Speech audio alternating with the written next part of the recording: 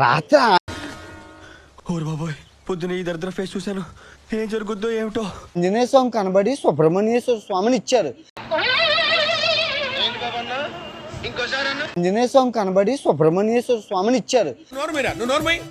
మొహం పగిలిపోద్ది.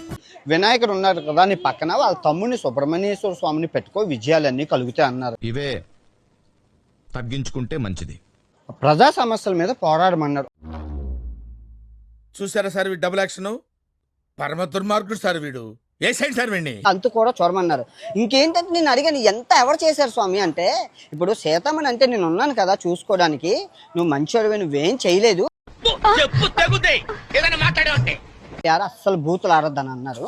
మరి మీరు చూసుకుంటారంటే ఆయన చూసుకుంటారట. ఆయన మీద ప్రమాణకం చేసి ఆంజనేయ స్వామి మీద 2026 బూతులు ఆడను. నువ్వు మారవరా?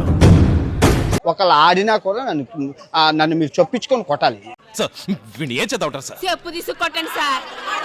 2026 మటుకు ప్రజల కోసమే పోరాడమన్నారు. ఆడవాళ్ళ కోసం ముఖ్యంగా పోరాడమన్నారు. స్త్రీకి స్వేచ్ఛ లేదంట భారతదేశంలోని, స్త్రీ స్వేచ్ఛ కోసం పోరాడమని అన్నారు. ఆ మాట నువ్వు చెప్పకూడదు. ఎందుకు చెప్తున్నావు? ఆ మాట నువ్వు చెప్పకూడదు. మతం పేరు చెప్పి మతం మత్తులో దొంగతనాలు, అన్యాయం.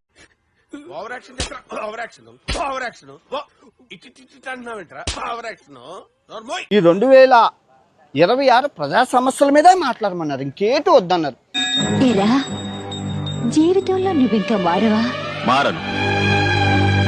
రోజుకి నేను అన్నాను, రోజుకి 16 గంటలు కష్టపడతాను స్వామి, రోజుకి 8 వీడియోలు పెడతాను, ఓకేనా? ఎవరికి ఉపయోగం? 2 కోట్లు సంపాదించమని ఆయనే చెప్పారు. చెప్పి 50 లక్షలట ట్యాక్స్ కట్టమన్నారు. ఇండియాకి కట్టేద్దాం. నాకు గన్ ఇస్తారా? ఎందుకు?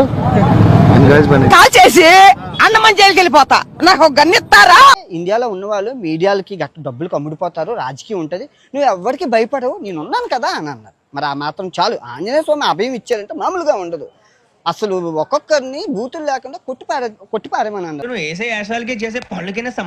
ఆ నమ్మకం నా మీద స్వామి పెట్టుకున్నారంటే అస్సలు ఆ స్వామి వారి నమ్మకాన్ని మేము వమ్ము చెయ్యం. కచరా నా కొడక, లోఫర్ నా కొడక, లుచ్చా నా కొడక, సిగ్గులేదురా నీకు? సిగ్గులేదురా నీకు? ఊరందరికీ నీతులు చెప్తావు, నువ్వు తప్పులు చేస్తావు. అద్దంలో నీ మొహం చూసుకోరా, ఓసారి అద్దంలో నీ మొహం చూసుకోరా, దొంగ నా కొడక.